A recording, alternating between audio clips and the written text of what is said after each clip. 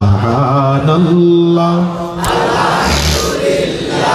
লা ইলাহা ইল্লাল্লাহ সুবহানাল্লাহ আলহামদুলিল্লাহ লা ইলাহা ইল্লাল্লাহ। কষ্ট হয়, অসুবিধা হয়, তুমি বাঁচাও, তুমি মারো, অবিরত ক্ষমা করো, তুমি বাঁচাও, তুমি মারো, অবিরত ক্ষমা করো, যাকে ধরার তাকে ধরো, যাকে ধরার তাকে ধরো, তোমার মুঠোয় সবই আল্লাহ। সুবহানাল্লাহ কও না, সুবহানাল্লাহ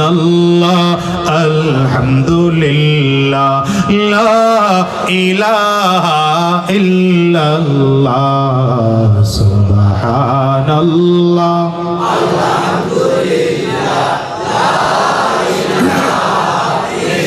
গোটা দুনিয়ার মানুষকে আল্লাহ তাআলা মুখাপেক্ষী করে বানাইলেন, কিন্তু মুখাপেক্ষী না, তিনি একজন। বলেন তিনার নাম কি? আঙ্গুলটা উঁচা করে চিল্লায় বলো, আরো জোরে বলো, তার নাম কি? গোটা দুনিয়ার মানুষ মুখাপেক্ষী, আমিও মুখাপেক্ষী, আপনিও মুখাপেক্ষী। এই দুনিয়ায় যারা ক্ষমতায় আসতে চায় তারাও মুখাপেক্ষী, যারা ক্ষমতায় ছিল তারাও মুখাপেক্ষী। জোরে কও ঠিক কিনা? আপনারা অনেকে বলবেন হুজুর ভোট না দিলেও তা ছিল, কিন্তু আমি বলি না না, ভোট না দিলে থাকা যায় না। একবার হয়তো থাকা যায়, দ্বিতীয়বারে থাকা যায়, তৃতীয়বারে থাকা যায়, হয়তো কোনো কায়দায় মানুষের চোখ ফাঁকি দিয়া চতুর্থবারেও আসা যায়, কিন্তু এরপরেও টিকা যায় না, পালাতে হয়।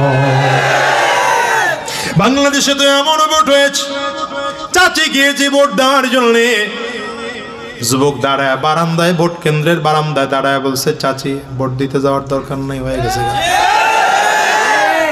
হ্যাঁ, মনে নাই না? পাবলিক তো খালি নতুন নতুন ইস্যু, তো আগের কথা ভুলে যায়। এই বরিশালের ঘটনাই তো, দাগ তো এখনো শুকায় না, দাগ এখনো আছে, রক্তের দাগ এখনো শুকায় নাই তো, কথা কও না কেন? বারান্দায় দাঁড়ায় চাচিরে ডাক দেয়, চাচি ভোট কেন্দ্রে যায় লাভ নাই, হয়ে গেছে। আপনারটাও দিছি, চাচারটাও দিছি। চাচি বারান্দায় দাঁড়ায় দাঁড়ায় কাঁদে, রে আমি ভোট দিলাম না, আমারটা দিয়ে দিছে, আবার তোর চাচা এসে ভোট দিয়ে গেল, তুই আমার অন্তত খবরটা করি না। স্বামীটাই যে 3 বছর আগে মারা গেল, কবরে যে গেল গা, 3 বছর পরে কবর থেকে ওইটা আইসা যে তাজা ভোটটা দিয়ে গেল, আমারে জানাইলি না, জানাইলে অন্তত স্বামীটার সাথে আমার একটু দেখা হইতো। হ্যাঁ,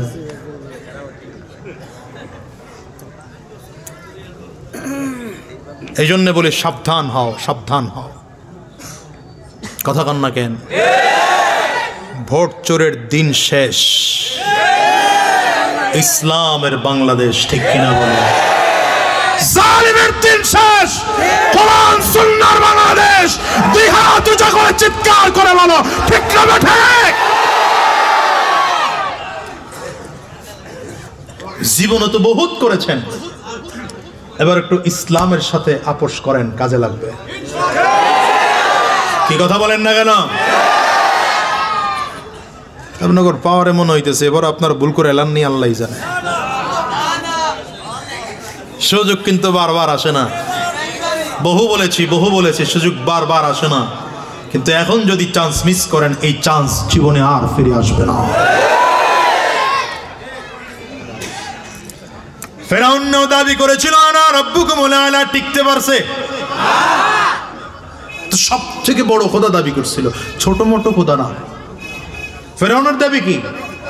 আনা রাব্বুকুমুল আলা, সবথেকে বড় খোদা। মিশরের মানুষগুলো ফেরাউনের পূজা করত, 9 লক্ষ বাহিনী ফেরাউনের পূজা করত। ফেরাউন দাবি করেছিল আনা রাব্বুকুমুল আলা, সবথেকে বড় খোদা। আল্লাহ তাআলা বলেন ফেরাউন কত বড় খোদা আমার একটু টেস্ট করে দেখা দরকার। কিচ্ছু করেন নাই, শুধু ফেরাউন আল্লাহ তাআলা একজন ফেরেশতারে বলছেন আগামীকাল নীল দরিয়ার চাবিটা ঘুরায় রেখো।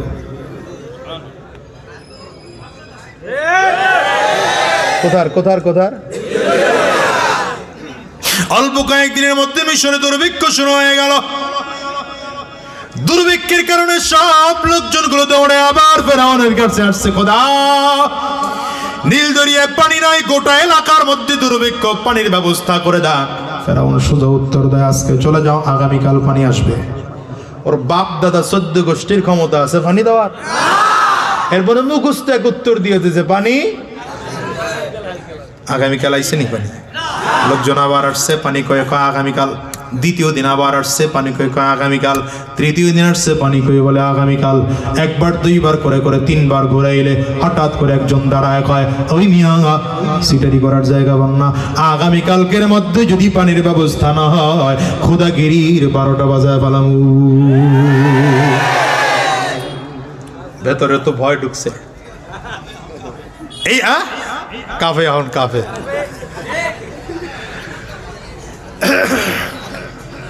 একা একা রওনা করেছে ফেরাউন। আর্মি নাই, পুলিশ নাই, র্যাব নাই, বিডিআর নাই, বিমান বাহিনী নাই, কামান বাহিনী নাই। একা একা পারে চূড়ায় উঠে গর্তের মধ্যে ঢুকে পা 2 উপরের দিকে বাম দিয়া মাথা নিচের দিকে দিয়ে এবার আল্লাহকে ডাকতে আরম্ভ করেছে, ও মালিক আমি খোদা না, আসল খোদা তুমি। আমাদের রবকে জোরে বলেন, আরো জোরে বলেন। এই রবের পাওয়ার আগের থেকে মনে হয় কমে গেছে, বয়স বাইরে গেছে মনে হয়। আল্লাহর ক্ষমতার পাওয়ার কমছে নাকি? না আগেও যা ক্ষমতা আছিল এখনো তাই আছে, ঠিক কিনা? জোরে কও। আমাদের রবের নাম কি? চিল্লায় জোরে বলো। আল্লাহ আমার রব, এই রবি আমার সব, দামে দামে তন মনে তারি অনুভব। আল্লাহ আমার রব, এই রবি আমার সব, ঠিক কিনা? ফেরাউন দাবি করল এদিকে আল্লাহর কাছে গিয়া কাঁদে, আল্লাহ আগামী কালকের মধ্যে যদি পানির ব্যবস্থা না হয় আমার খোদাগিরি টিকবে না, আমি নিচেই বাঁচবো না, জমিন থেকে বিদায় হয়ে যাব। যেমন করে হোক মালিক আগামী কালকের মধ্যে পানির ব্যবস্থা করে দিও, নাইলে খোদাগিরি টিকবে না। রাতের অন্ধকারে গিয়া ফেরাউন তাহাজ্জুদের নামাজের টাইমে কাঁদে। ওই যে তাহাজ্জুদ নামাজের কি বুঝেন আওয়াজ? আগামীকালকে বুঝছেন, এখন বোঝার দরকার নেই, সব ওয়াজ জায়গায় বুঝলে হয় না। লম্বা সময় দোয়া করেছে ফেরাউন, কাঁদছে কার কাছে? কান্না করছে কার কাছে? ও নিজে জানে তো পানি দেওয়ার মালিক আমি না, পানি দেওয়ার মালিক কে? আল্লাহর কাছ থেকে চাইয়েই তো পানি আনতে হবে। ফেরাউন না শিখছে কোথা থেকে? যে ইবলিসকে আল্লাহ বের করে দিয়েছিলেন, বের করে দেওয়ার পরে কয় আল্লাহ বের তো করে দিয়েছেন, কিন্তু 3টা জিনিস চাই। 1 নম্বর হায়াত চাই। আল্লাহ কয় ইন্নাকা মিনাল মুনজারিন, দিয়ে দিলাম হায়াত, তুই কিয়ামত পর্যন্ত হায়াত করে দিলাম, যা যা যা যা। ফেরাউন শিখছে যে আল্লাহর কাছে বেঈমান চাইলেও আল্লাহ ফিরানা আল্লাহ দিয়ে দেয়। মুসলমানের বাচ্চা চাইতে পারেন আল্লাহর কাছে, নেতার ধর্ণা ধরে গিয়া গিয়া কি কথা কও না কেন?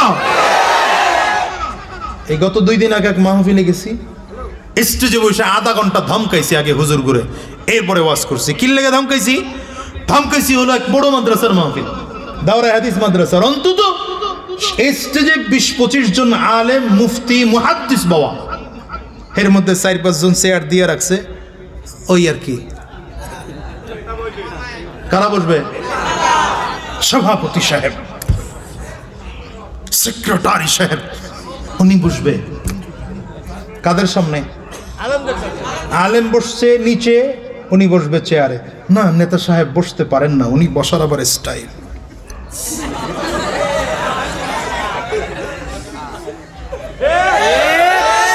এই পরিবেশ যদি কোনো মাহফিলে গিয়ে দেখা যায়, মেজাজ কেমন লাগে বলেন? আমি স্টেজে দাঁড়ায় বলছি আগে চেয়ার নামাবেন, বয়ান করবো নয়তো বয়ান না করে চলে যাব। ফাইজলামি শুরু হয়েছে বাংলাদেশে। স্বৈরাচার বিদায় দিয়েছি, নতুন কোন স্বৈরাচার এ বাংলায় দেখতে চাই না। ঠিক কিনা আওয়াজ করে বলো।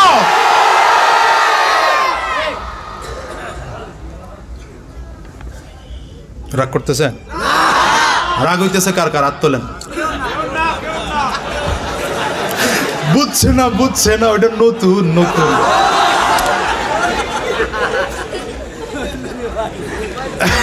আল্লাহ, রাগ করতেছেন? আজকে কিন্তু দেরি হইব, অনেক দেরি হবে, ফজর হয়ে যেতে পারে। সাহস কত দেখছে? হ্যাঁ, আরে না, আপনাদের সারা রাইতেছে, আমার তো নাই। তবে নিয়ত করছি তো, আমরা দাওয়াত দিছেন তো আজকে হলো যেই তারিখে, তারিখ তো পরিবর্তন করা যাবে না, ঠিক আছে না? তারিখের উপরে যাওয়ার নিয়ত নাই। যদি আপনাদের কারণে অল্প একটু আগায় ঠাগায় যায় তাহলে আবার রাগটা করেন না, খুব দ্রুত শেষ করে দেবো। এত ভয় পাওয়ার কিছু নাই। 20, 25, 30 মিনিট আছেন তো ইনশাআল্লাহ। কে কি কয়? সারা রাত থাকলে আপনারা থাকেন, আমি আর আধা ঘন্টা আছি। আল্লাহ, ভাইরা ফেরাউন লম্বা সময় দোয়া করেছে, দোয়া করে, আরে দোয়া করে বের হইতেছে। আল্লাহ পাকের তো ওয়াদা আছে, উদউনি আস্তাজিব লাকুম। রব্বে কারীমের ওয়াদা, ওয়া ইযা সাআলাকা ইবাদি আন্নী ফাইন্নী কারীব। আল্লাহ পাকের ওয়াদা, বান্দা গোলাম মুসিবতের মধ্যে পড়ে গেছো, বিপদের মধ্যে পড়ে গেছো, আমি আল্লাহকে ডাকো, আমি আল্লাহ তোমার ডাকের সাড়া দেওয়ার জন্য তৈয়ার। রব্বে কারীম বলেন, গোলাম রে তুমি মুসিবতের মধ্যে পড়ে গেছো, বিপদে পড়ে গেছো, আমি আল্লাহ পাকের কাছে চাও, দেওয়ার জন্য আমি তোমার কাছে এসে দাঁড়ায় যাও। এই ফেরাউন তো জানে আল্লাহর কাছে কান্না করে লম্বা সময় দোয়া করে বের হয়েছে। হঠাৎ করে মুখের সামনে দাঁড়িয়ে দেখেন একজন যুবক দাঁড়ানো, সুঠাম দেহের একজন যুবক। যুবকরে দেখলেই মনে হয় বড় শক্তিশালী যুবক। যুবককে দেখে ফেরাউন থমকে দাঁড়িয়ে গিয়েছে। যুবক এবার ডেকে বলে, ফেরাউন গোটা বিশাল